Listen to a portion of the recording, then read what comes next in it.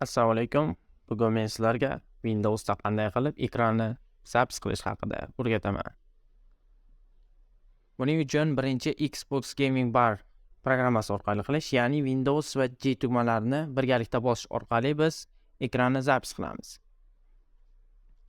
Mana bu yerda biz ikkinchi zapis degan tugmani bosamiz va u yerdan mana dumaloq tugmani bosishimiz kerak bo'ladi. Dumaloq tugmani bosish orqali biz ekranni zapis avtomatik boshlanadi. Agar ovozimiz yozib olinishni xohlasak, mikrofon tugmasini bosishimiz kerak bo'ladi. Bosmasak, ovozimiz yozilmaydi. Va o'chirish uchun yana shunday, shu tugmani bosamiz yoki Windows Alt R tugmasini bosish bilan ekran yozishimiz o'chadi. Va buni tezkor amalga oshirish uchun biz Windows va G tugmalarini birgalikda bosamiz yoki Win Alt R tugmalarini birga bosishimiz kerak bo'ladi. Inglizcha harfdagi R tugmasi bosilish kerak, ruscha bo'lsa bo'lmaydi. Mana avtomatik yozib olish boshlandi va buni bunday o'chiramiz va biz saqlanib bo'lganlarni Windows Nojniцы Gaming Bardan topishimiz mumkin. Ikkinchi ekranni yozib olish funksiyasi bu Ножницы, ya'ni Snipping tools degan programma bilan inglizchasiga Ножницыni topishimiz uchun push tugmasiga bosamiz va barcha prilojeniyani bosib, bitta xohlagan harfni ustiga bosib, N harfiga tushirib olamiz. Mana Ножницы va bu yerdan ikkita oyna chiqadi. Birinchisida bu ekranni rasmga olish, ikkinchisi bu ekranni videoga olish. Buning uchun sajda tugmasini bosamiz yoki Ctrl+N tugmasini bosishimiz bilan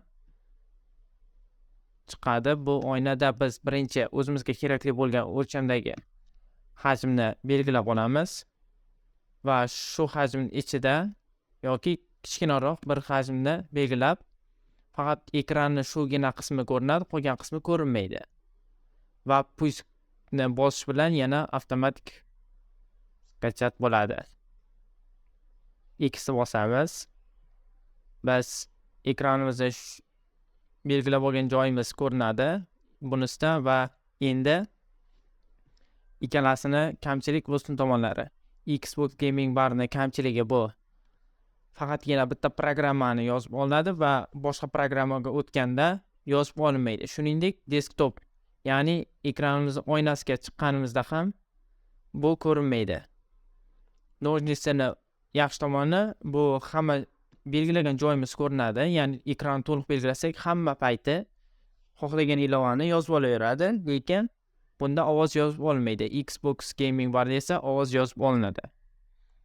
Hozir men bu videoni olayotganimda Ножницыdan foydalanyapman, chunki boshqa programmalarga o'tib ko'rsatib beryapman.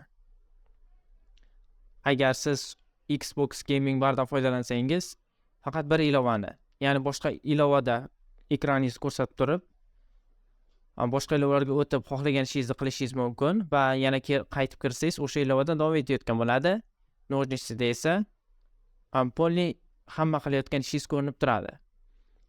Ножницыda ekranni yozib olishdan foydalanganligim sababi bunda to'liq ekran yozib olinyapti va shunda men telefonimdan foydalanyapman. Telefonimda audio zapis qilyapman. Bunda esa ekranni.